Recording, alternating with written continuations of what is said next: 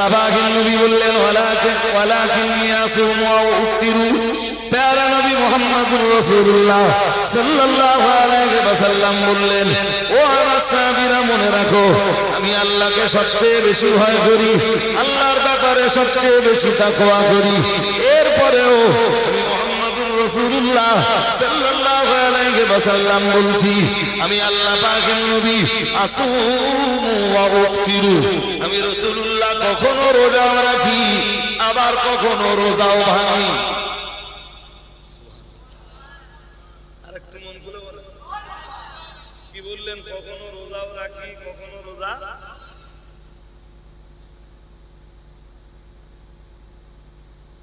বেশি আল্লাহকে ভয় করা শিখে গেছে। সারা বছর ধরে রোজা রাখবা। বলেন আমি ওয়ালাকিন্নী আসুমু ওয়া উফতিরু। আমি রোজাও রাখি, আবার রোজাও ভাঙি। ফরজ রোজা না। আপনারা এই থিওরি জানো, আবার ফরজ রোজা খারাপ। ফরজ রোজা একটাও ভাঙা চলবে না। দেহ যতক্ষণ টানবে ততক্ষণ। আর এমনি আল্লাহ ওয়ালারা রোজা ভাঙে না। একটু অর্ধেক অসুবিধা হলেও, একটু অর্ধেক অসুস্থ হলেও আল্লাহ ওয়ালারা সহজে রোজা। আমরা যারা রোজা রাখি, পুরো রোজার মাস কি আমাদের শরীর সুস্থ থাকে? কখনো কখনো অসুস্থ হই, এরপরও আমরা রোজা নষ্ট। ইয়াসআলুনা আন ইবাদাতিন নবী, তারা আমার নবীর ইবাদতের ব্যাপারে আম্মা জানদেরকে জিজ্ঞাসা করলো, আম্মা জানদের কাছে সওয়াল করলো, নবী বিশ্ব নবীর ইবাদত কেমন ছিল? ফালাম্মা উখবিরু যালিকা, তাদেরকে যখন খবরটা দেওয়া হলো আমার নবীর ইবাদতের ব্যাপারে, যখন আমার রাসূলের ইবাদতের ব্যাপারে তাদেরকে যখন খবর দেওয়া হলো, তারা এই খবরটা পাওয়ার পরে ওই তিনজন ব্যক্তি নিজেদের সিদ্ধান্তটা নিজেই নিল। মানে আম্মা জানেরা এমনটাই খবর দিলেন যে রাসূলুল্লাহ একটু ইবাদত করতেন, আবার একটু ঘুমিয়ে নিতেন, আবার উঠে বসতেন, ইবাদত করে নিতেন, আবার একটু ঘুমিয়ে নিতেন। এইভাবে যখন আম্মা জানেরা আমাদের নবীর ইবাদতের বর্ণনা দিলেন, ওই তিনজন ব্যক্তি তারা তিনজন নিজেদের সিদ্ধান্ত তারা নিজেই নিয়ে ফেলল।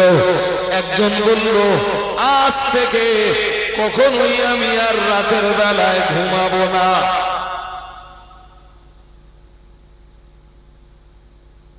আমি সারা রাত ধরে ইবাদত করব। আমার নবী তো কখনো ঘুমায় আর কখনো ইবাদত করে। আমার নবীর তুলনায় আমি তো কিচ্ছু না, তাহলে আমি সারা রাত ইবাদত করব। নিজেদের ভিতরে আলোচনা চলছে। একজন বললে সারা রাত ইবাদত, ওদের ভিতরে আর একজন বলল, হাদিস শরীফ বিবরণ দিয়েছে, ওদের ভিতরে আর একজন বলল, আনা আসুমুদ দাহরা, আমি ধারাবাহিক ভাবে রোজা রাখবো, কখনো আমি রোজা ভাঙবো না। শুধু বছরের হারাম 5টা দিন বাদ দিয়ে সারা বছর ধরে আমি রোজা রাখবো।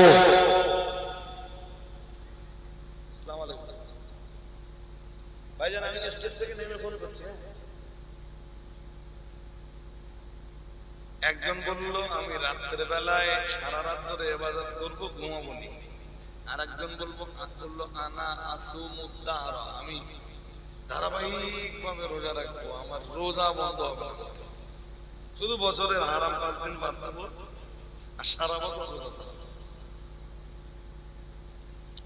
হাদিস শরীফ বিবরণ দিয়েছে, ওদের ভিতরে তৃতীয় ব্যক্তি বলল, আমি কখনোই বিবাহ করব না, আমি কখনোই কোন নারীকে নিয়ে সংসার পাতাবো না, আমি নারী সংসার পরিহার করব, বৈরাগ্যতাবাদ অবলম্বন করব, সন্ন্যাস ব্রত পালন করব। ও বাবাজিরা ভাইরা, প্রিয় নবী মুহাম্মদুর রাসূলুল্লাহ সাল্লাল্লাহু আলাইহি ওয়াসাল্লাম ওই তিনজন সাহাবীর তিন রকম বক্তব্য দূরে দাঁড়িয়ে দাঁড়িয়ে রাসূলুল্লাহ শুনলেন।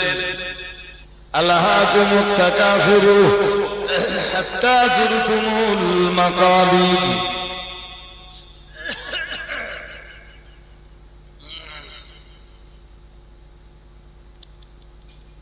একদিন রাসূলুল্লাহ সাহাবীদেরকে ডাক দিয়ে বললেন, ও আমার সাহাবীরা, আমি আল্লাহ পাকের রাসূল তোমাদেরকে বলছি, তোমরা কি রাতের বেলায় বিছানায় যাওয়ার আগে কেউ 1000 আয়াত কি পড়তে পারবে? আল্লাহ পাকের নবী বলছিলেন, ও আমার সাহাবীরা, তোমরা রাতের বেলায় বিছানায় যাওয়ার আগে কেউ কি পারবে? কারোর কি ক্ষমতা আছে নাকি 1000 আয়াত পড়ে বিছানাতে পিঠ লাগাতে? সাহাবীরা বললেন, ইয়া রাসূলুল্লাহ, ইয়া হাবিবাল্লাহ, হুজুর 1000 আয়াত পড়ে বিছানায় পিঠ লাগাবো আমরা কেমনে? হুজুর রাত্রে বেলায় এতটা পরিমাণ আয়াত পড়ার সামর্থ্য আমাদের নাই। প্রিয় নবী মুহাম্মদুর রাসূলুল্লাহ সাল্লাল্লাহু আলাইহি ওয়াসাল্লাম আল্লাহ পাকের নবী বললেন, ও আমার সাহাবীরা, 1000 আয়াত পড়ে বিছানায় যাওয়ার সময় যদি তোমাদের না হয়, তোমরা সূরাতুত তাকাসুর তেলাওয়াত করো। এই সূরাটা তেলাওয়াত করে যদি তোমরা বিছানায় যেতে পারো, আল্লাহ তাআলা তোমাদের আমলনামায় 1000 আয়াত তেলাওয়াতের সওয়াব দান করবেন।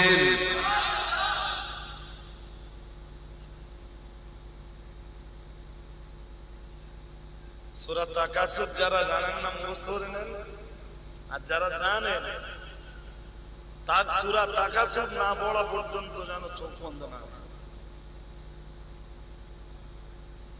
কত সওয়াব? 1000 সওয়াব না, 1000 আয়াত পড়লে যে সওয়াব হয়, আল্লাহ ওই সওয়াব।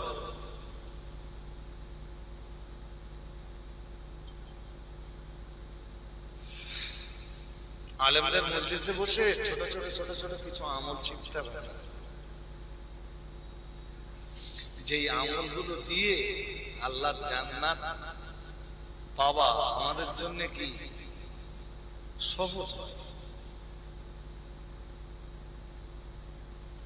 জান্নাতে যাওয়া খুব একটা কঠিন ব্যাপার না। কোন হুজুর যদি বক্তব্য রাখতে যে বলে যে বাবা ধর্ম অত সহজ না, ধর্ম খুব কঠিন ব্যাপার, আপনাকে যেন বুঝতে দেরি নয় যে হুজুর ধর্মের কিচ্ছু বোঝে না।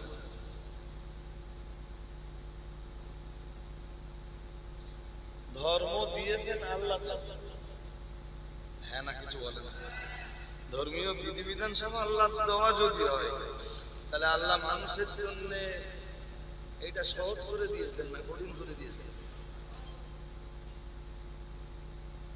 কোরআন তো তাই বলেছে যে আমি ধর্ম তোমাদের জন্য সহজ করে দিয়েছি।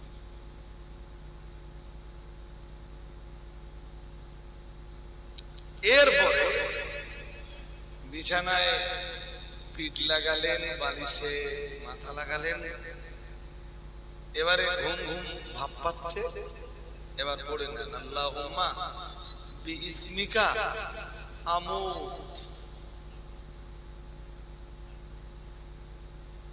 আল্লাহ, আমি আপনার নামে ঘুমিয়ে পড়ছি।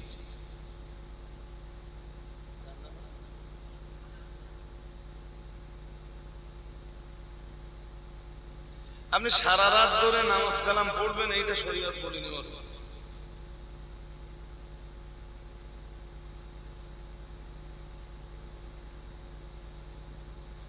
আপনার দিনের বেলায় রুজি রুটি কামানোর জন্য, হালাল রুজি রুটি জোগাড় করার জন্য ছুটতে হবে। সারা রাত ধরে আপনি নামাজ পড়লেন, দিনের বেলা ছুটবেন কেন?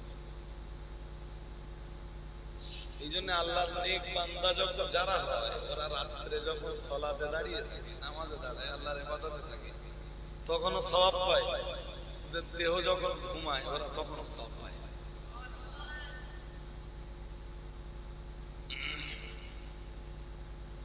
কেমনে আপনি রাত্রে ঘুমিয়ে সওয়াব পাবেন?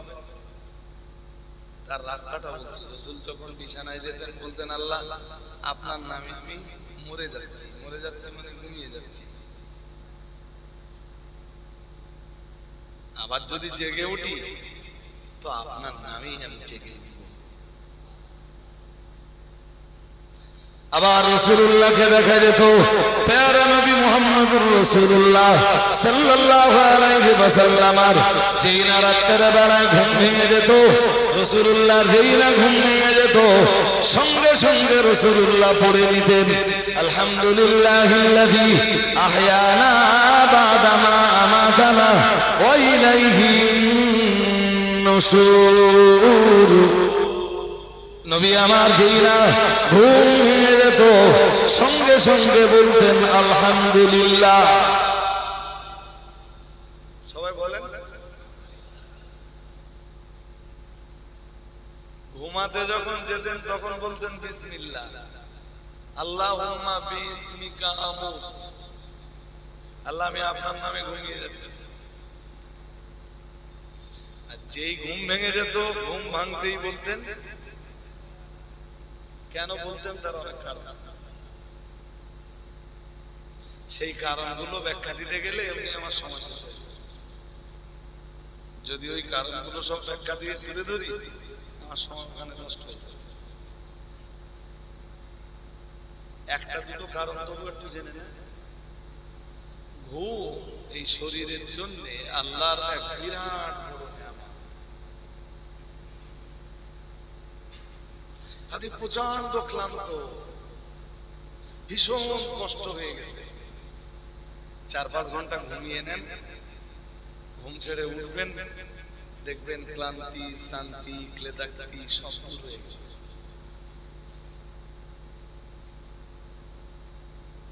সুবহানাল্লাহ বলুন। কোরআনেই তো আল্লাহ বলেছেন, ওয়াজআলনা নাওমাকুম সুবাতা। আল্লাহ বলেছেন, আর আমি তোমাদের জন্য ঘুমকে বানিয়েছি সুবাতা, আই রাহাতাল লিআবদানিকুম। এটা তোমাদের দেহের জন্য আরামদায়ক।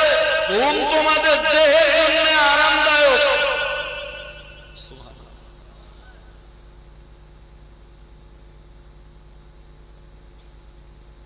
বহু মানুষ আছে জানেন যে ওষুধ খেয়ে ঘুমায় না। হ্যাঁ না কিছু বলেন, বলবেন। ওষুধ খায় প্রতিদিন ঘুমের, এরপরেও হাই পাওয়ারের ট্যাবলেট খাচ্ছে, ঘুমাবে তাই হয় না। আর আপনার এমনি এমনি ঘুম হচ্ছে যে আল্লাহ ঘুমের ব্যবস্থাটা করে দিয়েছেন। আপনি ঘুম ছেড়ে উঠে সেই আল্লাহর একটু প্রশংসা করবেন না?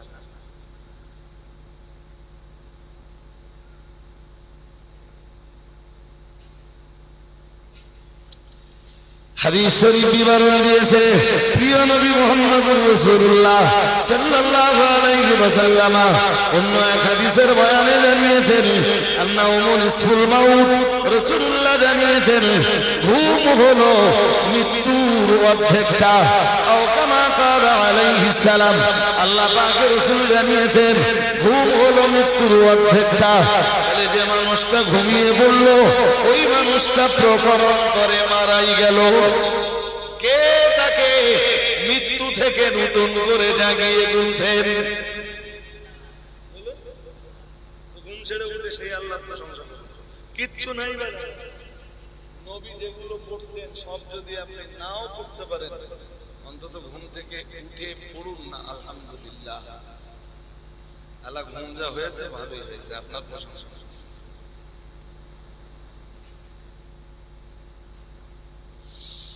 বিছানায় যাবেন, আল্লাহুম্মা বিসমিকা আমুত, আর ঘুম ছেড়ে উঠবেন আলহামদুলিল্লাহ।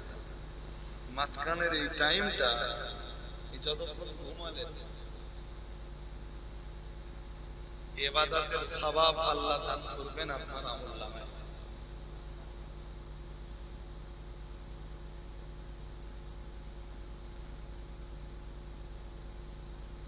আমরা তো এইটা বুঝবার চেষ্টাই করি। সারা রাত ধরে দাঁড়িয়ে দাঁড়িয়ে নামাজ পড়ে শরীর ক্লান্ত বানিয়ে ফেললেন। হ্যাঁ, নফল রোজা রেখে রেখে রেখে রেখে রেখে রেখে শরীর পুরো দুর্বল করে ফেললেন। এটা ইসলাম।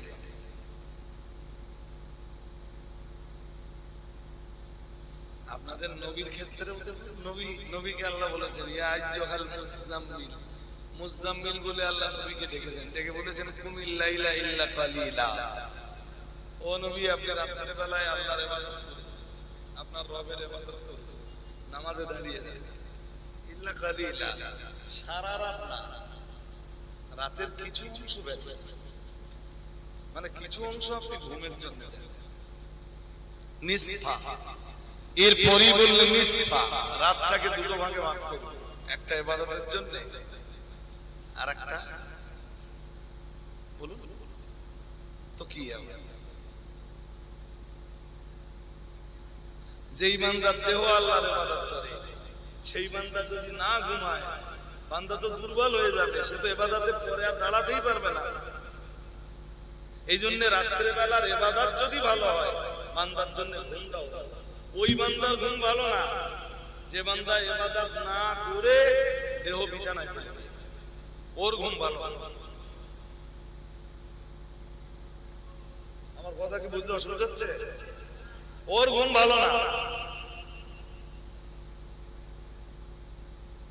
আপনি এশার নামাজ পড়েছেন, তাসবিহ তাহলিল তাসকিত যতটা করা করেছেন, কোরআনুল কারীম একটু তেলাওয়াত করেছেন, এরপরে আপনি বিছানায় যাওয়ার সময় সূরা তাকাসুর পড়েছেন। আবার অনেকে আছে তাহাজ্জুদে রক্ত হলে তাহাজ্জুদটা আদায় করে নিয়ে বিছানায়, আরো ভালো হলো নবীর উপরেও নির্দেশ ছিল না সারা রাত ধরে ইবাদত করা। বুখারী শরীফের একটা খুব খুব মজাদার হাদিস রয়েছে, মজাদার হাদিস এবং চ্যাম্পিয়ন হাদিস। শুনলে আশা করি বুখারী শরীফের একদম, বুখারী শরীফের কিতাবুন নিকাহ বিবাহ পর্বের একদম শুরুর দিকে একটা হাদিস রয়েছে, খুব চ্যাম্পিয়ন হাদিস। যে হাদিসটা থেকে আমরা জানতে পারি রাসূলের ইবাদতের ধরন কি ছিল। হাদিসটা বর্ণনা করেছেন হযরত আনাস ইবনে মালিক, যিনি 10 বছর ধরে রাসূলের সেবা করেছেন।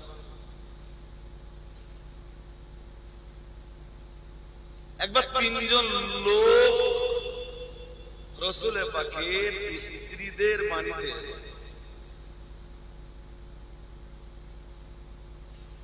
পর্দার আড়ালে দাঁড়িয়ে গেল।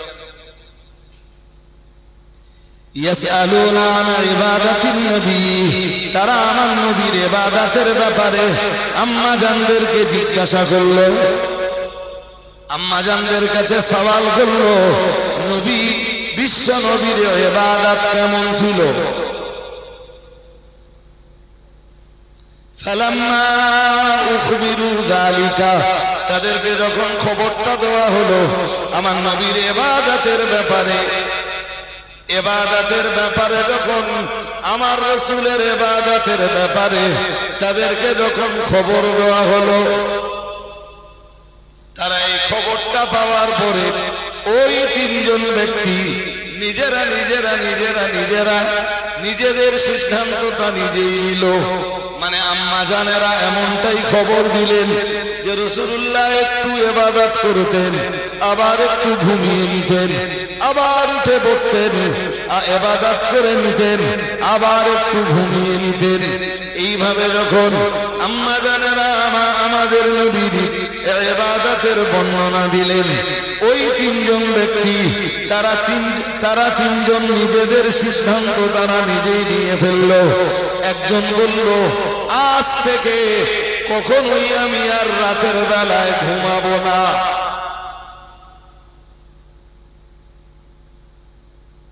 আমি সারা রাত ধরে ইবাদত করব।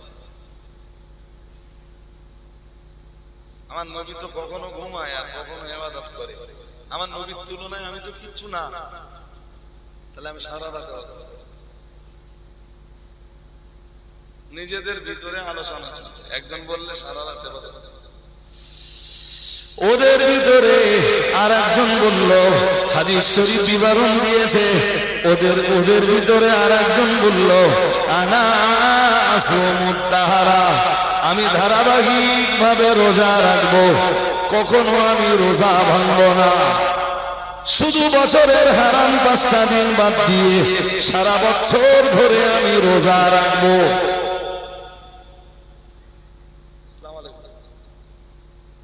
ভাইজান আমি স্টেজ থেকে নেমে ফোন করছি। একজন বলল আমি রাতের বেলায় সারা রাত ধরে ইবাদত করব, ঘুমাবো না। আর একজন বললো আনা আসুমুদ দাহরা, আমি ধারাবাহিক ভাবে রোজা রাখবো, আমার রোজা বন্ধ হবে না। শুধু বছরের হারাম 5 দিন বাদ দেবো আর সারা বছর রোজা। হাদিস শরীফ বিবরণ দিয়েছে, ওদের ভিতরে তৃতীয় ব্যক্তি বলল, আমি কখনোই বিবাহ করব না, আমি কখনোই কোন নারীকে নিয়ে সংসার পাতাবো না, আমি নারী সংসার পরিহার করব, বৈরাগ্যতাবাদ অবলম্বন করব, সন্ন্যাস ব্রত পালন করব। ও বাবাজিরা ভাইরা, প্রিয় নবী মুহাম্মদুর রাসূলুল্লাহ সাল্লাল্লাহু আলাইহি ওয়াসাল্লাম ওই 3 জন সাহাবীর 3 রকম বক্তব্য দূরে দাঁড়িয়ে দাঁড়িয়ে রাসূলুল্লাহ শুনলেন।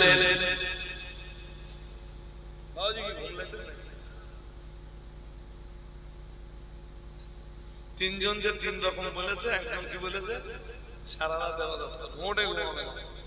আর একজন বলেছে বলুন শুধু রোজা থাকবে, সারা বছর রোজা চলবে, শুধু বছরের যে 5 দিন রোজা রাখা হারাম ওই 5 দিন বাদ দেন।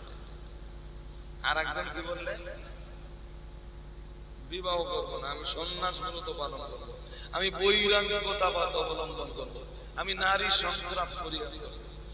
সংসার করা মানেই তো আইন পর্যন্ত লাগবে, আলাওলাদ হবে, তাদের লালন পালন করা লাগবে, তাতে ধর্মের ঘাটতি হবে। আমি এটা করতে যাবো না। রাসূলুল্লাহ ওদের 3 জনের কথা দূরে দাঁড়িয়ে দাঁড়িয়ে দাঁড়িয়ে দাঁড়িয়ে সব শুনলেন। প্রিয় রাসূলের কাছে দেখেন কি বলছেন, فقال النبي صلى الله عليه وسلم انتم الذين قلتم كذا وكذا وكذا। প্রিয় নবী মুহাম্মদুর রাসূলুল্লাহ সাল্লাল্লাহু আলাইহি ওয়াসাল্লাম বললেন, তোমরা 3 জন তো তারাই যারা অমুক অমুক অমুক অমুক কথাবার্তা বলেছো, যারা এই রূপ কথাবার্তা বলেছো। তার মানে একজন বলেছো সারা রাত ধরে আল্লাহর ইবাদত করবা, কখনোই রাতের বেলায় ঘুমাবা না। আর একজন বলেছো সারা বছর ধরে নফল রোজা রাখবা, কখনোই রোজা ভঙ্গ করবা না। আর একজন বলেছো বিবাহ করবা না। আল্লাহ পাকের নবী বললেন, আমা ওয়াল্লাহি ইন্নী লা আখশাকুম লিল্লাহি ওয়া আতকাকুম লাহু। আল্লাহ পাকের নবী বললেন, ও আমার সাহাবীরা শোনো, আমি মুহাম্মদুর রাসূলুল্লাহ সাল্লাল্লাহু আলাইহি ওয়াসাল্লাম আল্লাহর জাতের কসম করে বলছি, আল্লাহর ইজ্জতের কসম করে বলছি। আল্লাহ পাকের নবী বললেন, ইন্নী লা আখশাকুম লিল্লাহি, আল্লাহর আকাশের নিচে আল্লাহর জমিনের উপরে আমি মুহাম্মদ সাল্লাল্লাহু আলাইহি ওয়াসাল্লাম আমি তো আল্লাহকে সবচাইতে বেশি ভয় করি। বলেন আমার চেয়ে ভয় আকাশের নিচে আল্লাহকে আর কেউ কেউ যদি বলে যে নবীর চাইতে আমার কলবে আল্লাহর ভয় বেশি, ওটা শয়তান।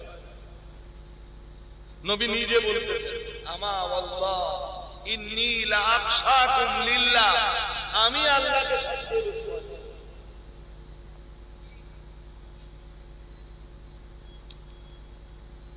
এরপরে বললেন ওয়া আতকাকুম বিহি, এবং আকাশের নিচে আমি সবচাইতে আল্লাহর আমি সবচাইতে বেশি, সবচাইতে বড় মুত্তাকি, সবচাইতে বড় পরহেজগার। আর একটু মন খুলে বলুন, যেমন ভয় করি তেমন তাকওয়া করি। নবীর চাইতে ভয় বেশি কারোর হতে পারে না, আর নবীর চাইতে বেশি তাকওয়াও কারোর। রাসূলের পরে বললেন শোনো, আল্লাহ পাকের নবী বললেন ওয়ালাকিন ইয়াসুমু ওয়া ইফতিরু। প্যারা নবী মুহাম্মদুর রাসূলুল্লাহ সাল্লাল্লাহু আলাইহি ওয়াসাল্লাম বললেন, ও আমার সাহাবীরা মনে রাখো, আমি আল্লাহকে সবচেয়ে বেশি ভয় করি, আল্লাহর ব্যাপারে সবচেয়ে বেশি তাকওয়া করি। এরপরেও আমি মুহাম্মদুর রাসূলুল্লাহ সাল্লাল্লাহু আলাইহি ওয়াসাল্লাম বলছি, আমি আল্লাহ পাকের নবী আসুমু ওয়া ইফতিরু। আমি রাসূলুল্লাহ কখনো রোজাও রাখি, আবার কখনো রোজাও ভাঙি। আরেকটু মন খুলে বলেন, কি বললেন? কখনো রোজাও রাখি, কখনো রোজা।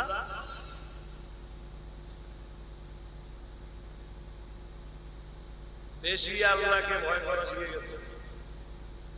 সারা বছর ধরে রোজা রাখবা।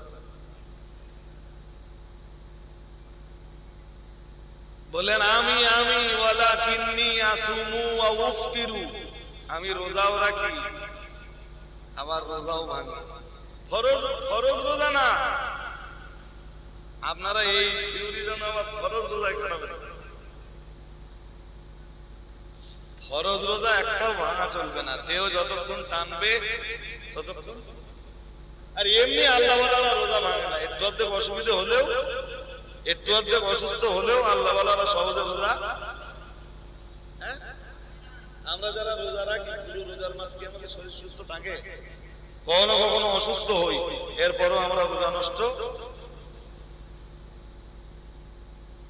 আমি কালেকশনে যাই রোজা মাসে, মাঝে মাঝে জিভ বেরিয়ে যাও। ওই তো এই বছর তো গেল একদম প্রচন্ড রোদের রোজা, প্রচন্ড গরমের রোজা, তো মাঝে মাঝে জিভ বেরিয়ে যাওয়ার মতো। সারাদিন ঘুরলেও 10 পয়সা তো কেমন দেবে না।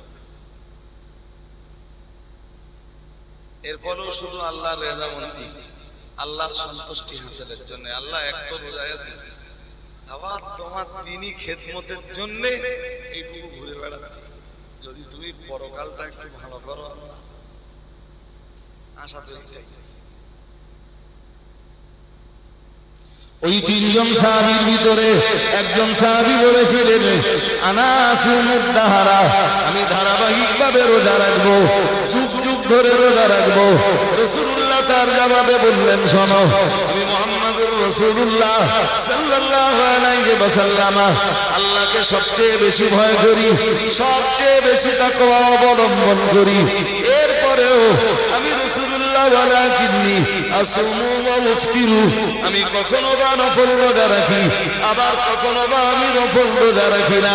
প্রিয় নবী মুহাম্মদুর রাসূলুল্লাহ সাল্লাল্লাহু আলাইহি ওয়াসাল্লাম অন্যজন আরেকজনকে ডাক দিয়ে বললেন, তুমি না বলছিলে সারা রাত ধরে আল্লাহর ইবাদত করবা, কিন্তু আমি মুহাম্মদুর রাসূলুল্লাহ সাল্লাল্লাহু আলাইহি ওয়াসাল্লাম আমার দিকে তাকিয়ে দেখো, আমি কখনো রাতের বেলায়, আল্লাহ পাকের নবী বললেন ইন্নী উসাল্লি, আমি কখনো রাতের বেলায় নামাজ পড়ি, আর কুদু, আর কখনো কখনো আমি মুহাম্মদুর রাসূলুল্লাহ সাল্লাল্লাহু আলাইহি ওয়াসাল্লাম আমাদের আরামের জন্য আমি ঘুমিয়ে যাই।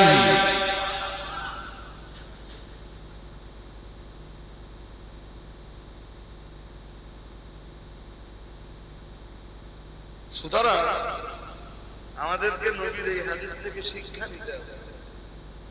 আর তুই একটা বলবি, আমি বেরিয়ে যাদের হজ হচ্ছে, আল্লাহর ওলিরা বাবা সব জঙ্গলে যে ইবাদত করতো।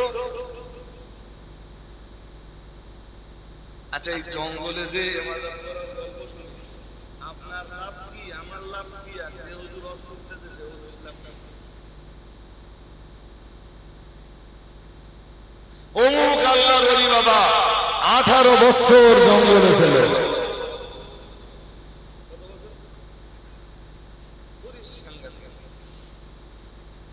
যেই হুজুর হজ করতেছে কোনদিন জঙ্গলে গিয়ে ইবাদত করবে?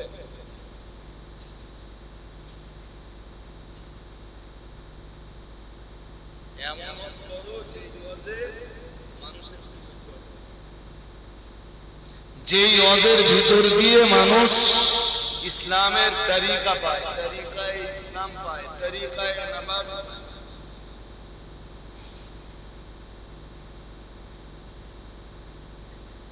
খুব আফসোস হয় এসব কথাবার্তা শুনতে।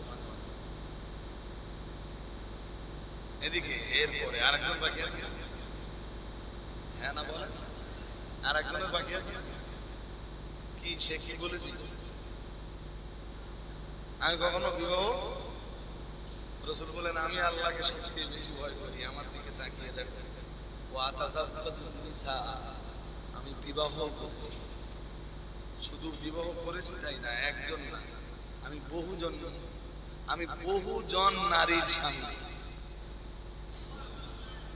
আর একটু মন খুলে এরপরে বললেন ফামার রাগিবা আন সুন্নতি ফালাইসা মিন্নি, বললেন বিবাহ আমার সুন্নাত, যে আমার সুন্নাত পরিত্যাগ করলো সে আমার উম্মত না।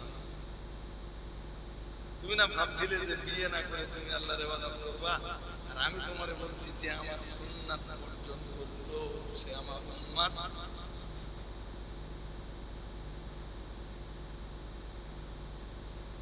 সুতরাং কখনোই ভাববেন না যে সংসার করার ভিতরে আল্লাহর ইবাদত নেই। আমরা যে সংসারটা করছি না, ও আল্লাহর ইবাদত। আপনি সকালবেলা উঠে বেরিয়েছেন, হালাল রুজি রুটির সন্ধানে বেরিয়ে পড়েছেন।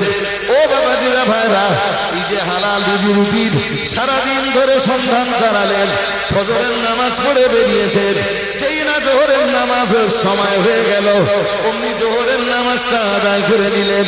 আসরের নামাজের সময় হয়ে গেল, আসরের নামাজটা আদায় করে নিলেন। যখন ক্ষুধার যন্ত্রণা শুরু হলো, ক্ষুধার নিবারণের জন্য কিছুটা খাবার আপনি খেয়ে নিলেন। সারাদিন মিথ্যা কথা বললেন না। আপনার কাজ কামের আঙ্গিনায় দাঁড়িয়ে, আপনার ব্যবসার আঙ্গিনায় দাঁড়িয়ে সারাদিন মিথ্যা কথা বললেন না।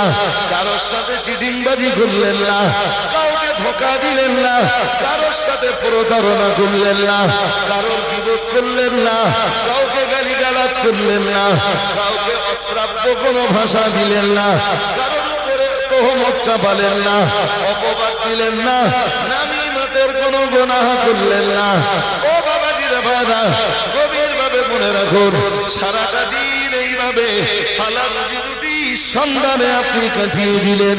দয়াল নবী মুহাম্মদুর রাসূলুল্লাহ সাল্লাল্লাহু আলাইহি ওয়াসাল্লাম নবী আমার জানিয়ে দিয়েছেন, তালাবু কাসবিল হালালি ফরিদাতুন বাদাল ফরিদা, কামা ক্বালা আলাইহিস সালাম। প্রিয় রাসূল জানিয়েছেন, আল্লাহ পাকের হাবিব জানিয়েছেন, তালাবু কাসবিল হালালে, রাসূল জানিয়েছেন হালাল উপার্জন করাটা ফরিদাতুন বাদাল ফরিদা। রাসূলুল্লাহ জানিয়েছেন একটা ফরজের পরে আরেকটা ফরজ হলো হালাল উপার্জন করা। ফজরের নামাজ পড়ে বেরিয়েছেন, ফজরের নামাজ পড়েছেন মানে একটা ফরজ আপনি আদায় করেছেন, আর এখন আপনি হালাল রুজি রুটির সন্ধানে রয়েছেন এবং আপনার মাথাটা ঠিক রেখেছেন আমার হালাল উপার্জনের ভিতরে কোনো মূল্যেই যেন হারাম ঢুকে না যায়। রাসূলের ভাষায় যতক্ষণ আপনি হালাল উপার্জনের আঙিনায় থাকবেন, ফরজ ইবাদত করলে যে সওয়াব হতো আল্লাহ তাআলা আপনার আমলনামায় ততটা পরিমাণ সওয়াব লিপিবদ্ধ করে দিবেন।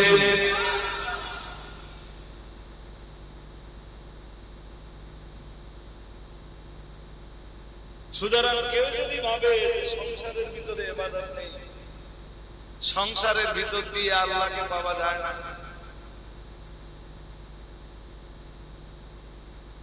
এসব সব ছেড়ে দে, জঙ্গলে যাও।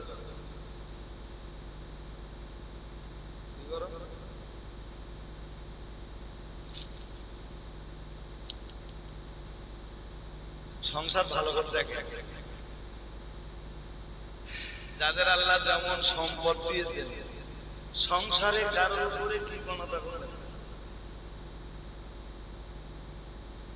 ছেলের যতটা অধিকার ছেলেকে ততটা দিবেন, মেয়ের যতটা অধিকার মেয়েকে ততটা দিবেন, স্ত্রীর যতটা অধিকার স্ত্রীকে ততটা দিবেন, মায়ের যতটা অধিকার মাকে ততটা দিবেন, বাবার যতটা অধিকার বাবাকে ততটা দিবেন, ছোট ভাই থাকলে তার যতটা অধিকার তার অধিকারটা আপনি বুঝে দেবেন।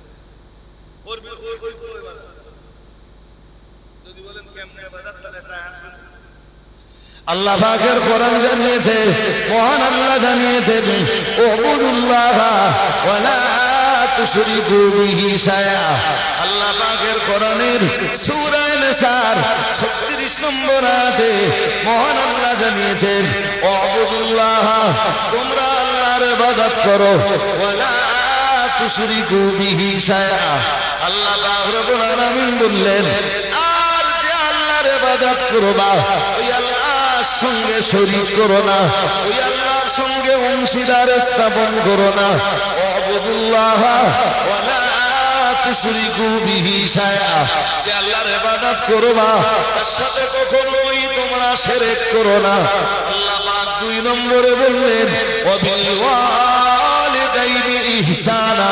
আল্লাহ পাক রব্বুল আলামিন বললেন, আর তোমরা তোমাদের বাবা মায়ের প্রতি সদাচরণ করবা, বাবা মায়ের উপরে সৎ ব্যবহার করবা, কখনোই বাবা মায়ের প্রতি দুর্ব্যবহার করবা না।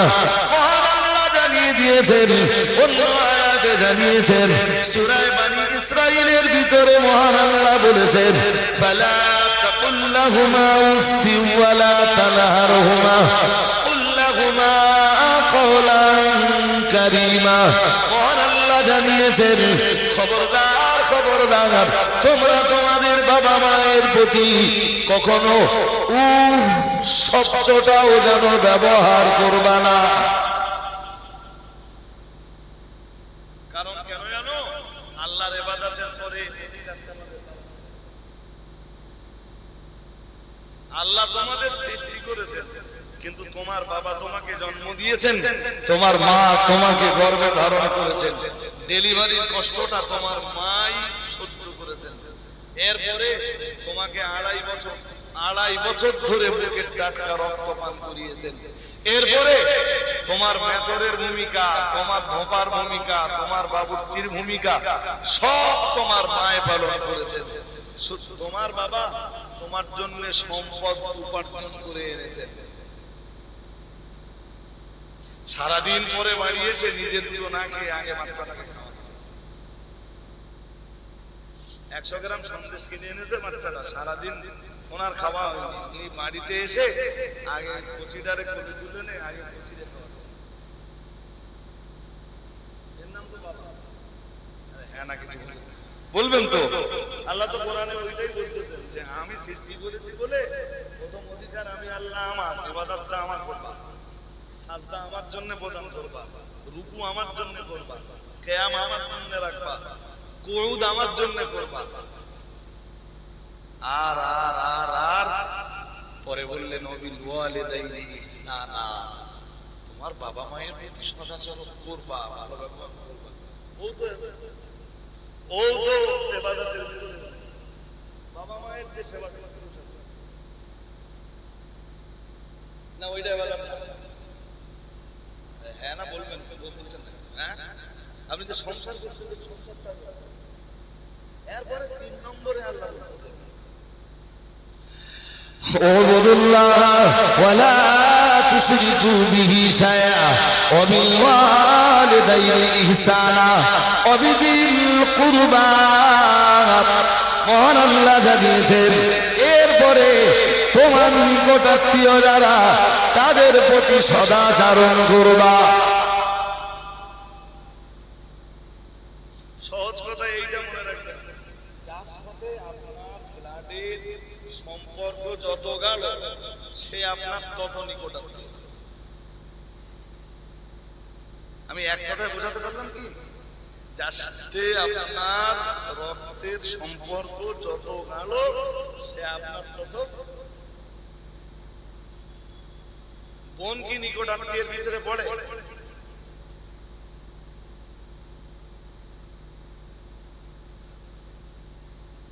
বোন যদি আপনার ভিটে না উঠতে পারে আপনার গিন্নির জন্য,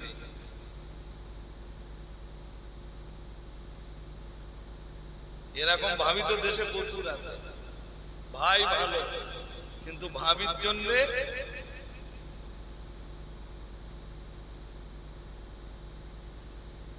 সেদিন আপনার মনে করা উচিত যে আমি দাঁড় চাললে সংসার করতে,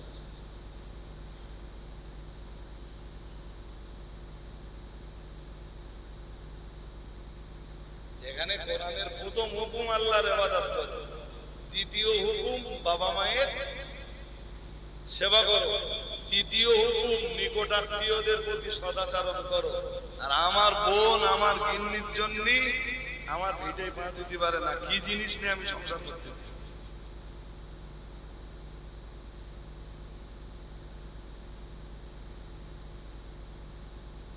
বুঝতে অসুবিধা হচ্ছে নাকি? হ্যাঁ, অসুবিধা হওয়ার তো কোনো কথা না। আমি ছোট ছোট করে আপনাদের ধর্মীয় ব্যাপারে জাস্ট কিছু পরামর্শ দিই।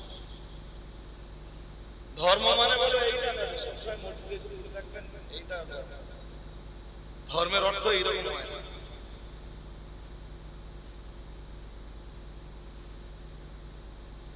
আপনি সামাজিকতার দায়িত্ব পালন করবেন, সেটাও দরকার। আপনি রাষ্ট্র পরিচালনা করার দায়িত্ব পালন করবেন ধর্মীয় নিয়ম নীতি মেনে, সেটাও ধর্ম পালন। আপনি সামাজিক বিচার আচার করে বেড়াবেন কোরআন আর হাদিসের ইঙ্গিত অনুযায়ী, সেটাও দরকার। আপনি আপনার বাড়িতে আত্মীয়কে খেতে দেবেন, সেটাও কি? জোরে বলুন, ধর্ম। বাড়িতে কিছু মেহমান এসেছেন, সেই মেহমানগুলোর মেহমান নাবাজি করবেন, ওটাও ধর্ম। মানে জঙ্গলে চলে যাওয়া না, ধর্ম মানে সবসময় মসজিদে পড়ে থাকা।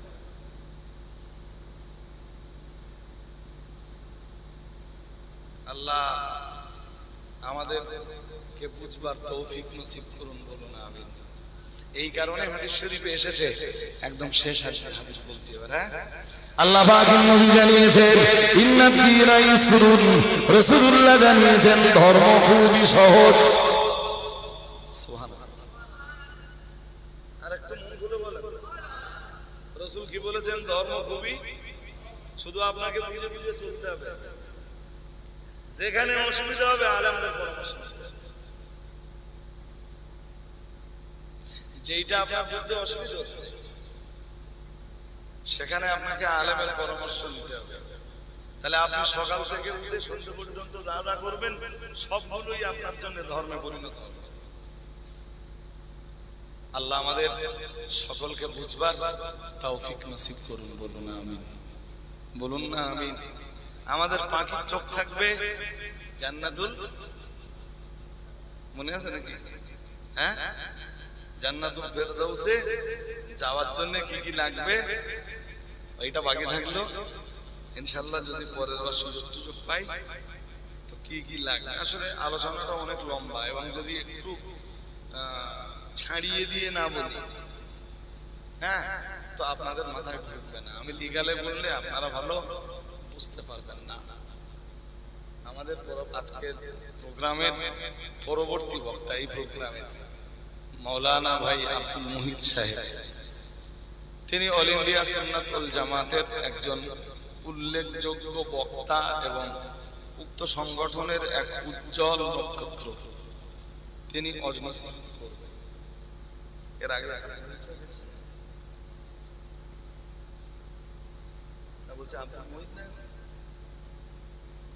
এসে, আব্দুল মুহিত এখানে এসে, আব্দুল মুহিত,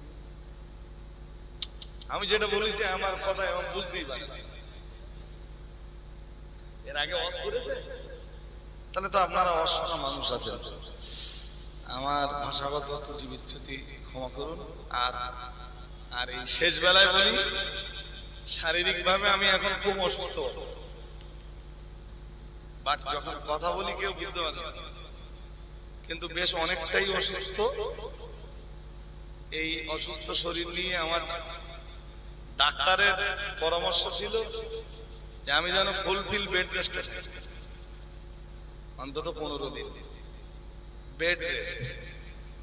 তা আমি ডাক্তারকে বললাম যে স্যার এই 15 দিনে অন্তত 50টা দাওয়াত নেওয়া আছে। আমি যদি এখন এই 50টা দাওয়াতে না যাই প্রোগ্রামগুলো সব ভেস্তে যাবে। এখনো আল্লাহ শুকরিয়া যে একটা দাওয়াতও নষ্ট করিনি, ওষুধটা ঠিকঠাক টাইমে সেবন করছি, আর লোড একটু কম দিচ্ছি। লোড মানে যাদের 2 ঘন্টা টাইম ছিল ওদের বলে 1 ঘন্টা, এইভাবে চালাচ্ছি যাতে তাদেরও প্রোগ্রামটা নষ্ট না হয়, আমাকেও লোকে চিটিং বাস না বলে। দোয়া করুন, সুস্থ হই। সোলাদানার মানুষ আপনারা, কাছের মানুষ, মহব্বতের মানুষ, ভালোবাসার মানুষ। আবার যখন ডাকবেন আপনাদের জন্য আমার দরজা খোলা। আল্লাহ কবুল করুন, বলুন আমিন, বলুন আমিন। রমজানে যেমন আসি একবার করে কালেকশনে, বাবু সঙ্গে থাকে, তো বাবুদের আগের থেকে বলে দেবো যে কত তারিখে আমি আসছি। একটু চেষ্টা করবেন আপনারা যাতে মাদ্রাসার কালেকশনটা ভালো হয়। আর যারা খাদিজার সদস্য হননি প্রত্যেকেই খাদিজার জন্য একটা করে সদস্য হবেন। বাড়ির মেয়েরা যদি সদস্য না হয়ে থাকে আপনাদের দায়িত্ব আছে ওদের বলা যে আমি তো সদস্য আছি খাদিজা, তুমি 100 টাকার একটা সদস্য, তবে তোমার ওই টাকাটা আমি দেবো না, তোমার ওই টাকাটা ভান্ডারের টাকাতে তুমি বছরে 100 টাকা খাদিজা দিবে। এটা একটু বলবেন, বাবুর কাছে আইডি আছে, ওর ওই আইডি থেকে একটা সদস্য মায়েদের হতে বলবেন। ওয়াখির দাওয়ানা আনিল হামদুলিল্লাহি রাব্বিল আলামিন। দরুদ শরীফ। আল্লাহুম্মা সাল্লি আলা